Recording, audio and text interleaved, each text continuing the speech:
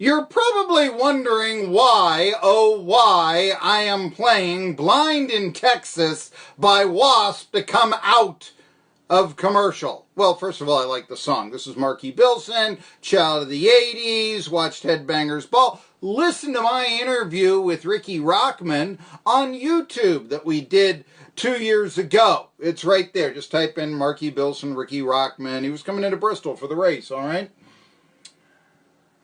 So why Blind in Texas for the Appalachian? I'm going to let's listen to a little bit more of this masterpiece.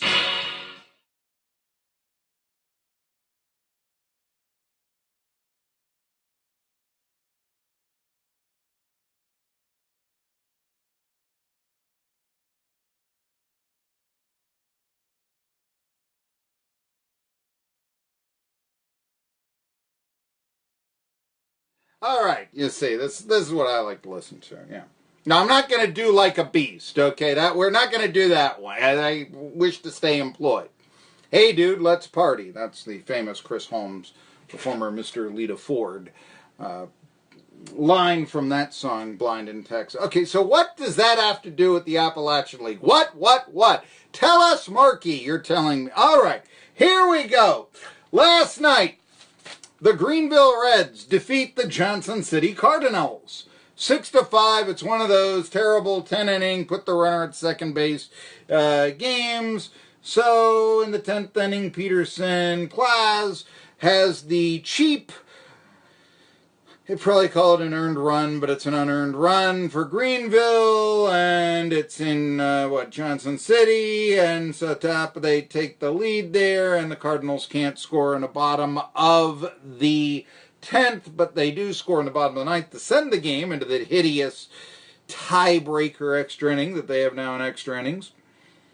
I don't even want to tell you what it is if you don't know. I really have such a problem with it. They were down to the last out, where the Cardinals, Rafi Ozuna, he had an infield single, and that scored Diomedes Del Rio from second base, and so the Greeneville Reds 6-9. The Johnson City Cardinals, who are in first place in the Appalachian League's Western Division, 9-5. The reason Blind in Texas, do we still have that? Can we still go with this here? I mean, yes, and I'm going to tell you a little bit. Dalton Roach was the starter for Johnson City. He was very efficient. He actually made it in the 8th inning, which is unheard of for an Appalachian League pitcher anymore. Went 7 2/3 innings. Left with a 4-3 lead. Bullpen blew it. What can we tell you? By the way, the Dylan Pierce, I believe, is the guy that gave up the lead. But Dalton, I mean, that's an outing you just don't see anymore in the Appalachian League. I mean, guys are getting taken out with no hitters after 5 innings, which also makes it a tough watch. But here's the deal. Roach, 21st round pick this year for the Cardinals, hailing from Eau Claire, Wisconsin. And what song was written by Blackie Lawless in Eau Claire, Wisconsin? Yes, you guessed it, Blind in Texas.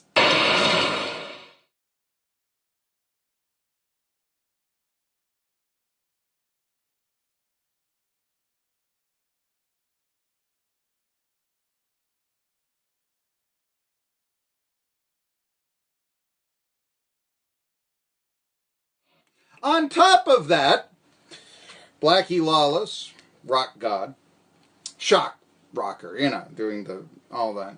I actually, when I was young and naive, thought the real me was done by WASP and not the Who. Okay, I was that's like, did you know that Paul McCartney was in a band before Wings? That was that sort of thing right there. We want to go and say this. So Blind in Texas is written Eau Claire, Wisconsin. Pitcher does so well for the Cardinals yesterday. Johnson City Cardinals is from Eau Claire, Wisconsin.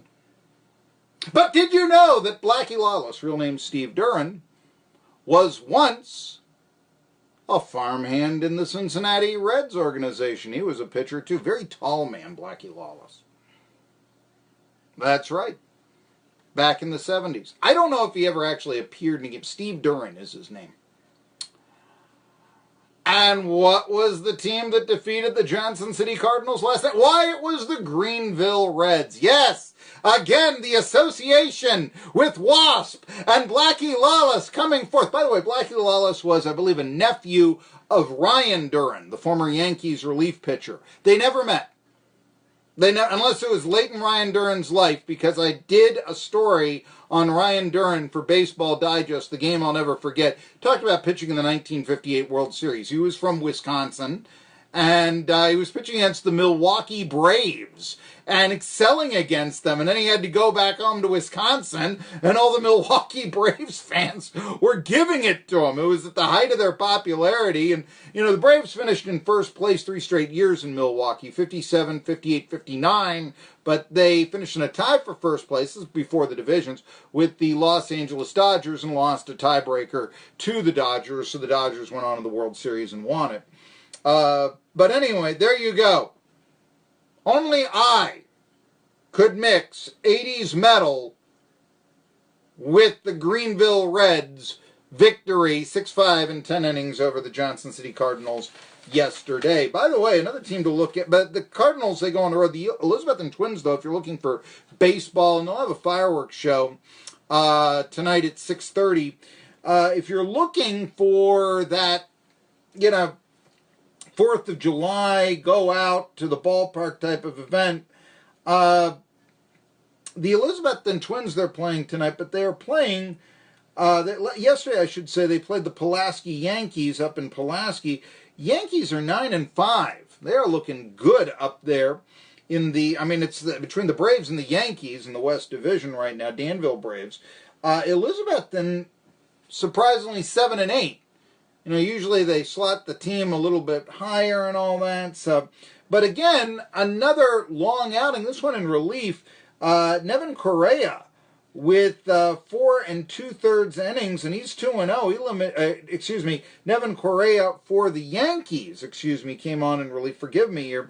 Went 4 2/3. Yes, 4 2/3 of scoreless relief. He's 2-0. Limited the Twins to 3 hits, and again, you don't see guys going 5. You don't see guys in the majors going 5 innings, 4 2/3, but, you know, pitching in 5 innings in relief anymore.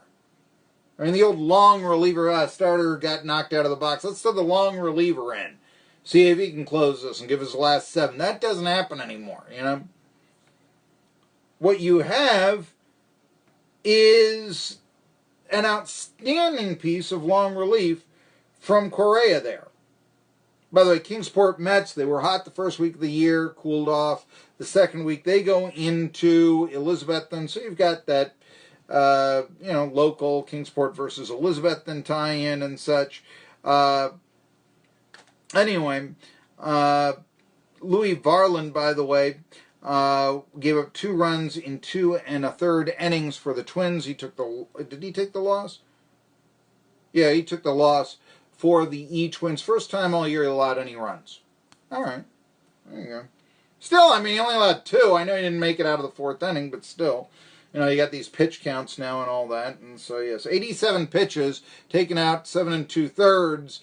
You'd probably say, boy, were you quick with the hook with that in the majors? But that's just unheard of to do that, especially this early in the year in the Appalachian League. And I'm mentioning about Dalton Roach of Johnson City, and that's what he did yesterday, and the Cardinals lost. So tough for the local teams yesterday, as you may have heard on Matt Polly's Sports Update. Anyway, I'm Marky Bilson. That is the Appalachian League rundown. By the way, Hero Sports, they do a great job covering the FCS and the mid-major sports. They've written their preview of ETSU football. I'll tell you what it is when we come back and what we can look forward to at the Bucks. Tri-City Sports Now, it's coming back after this.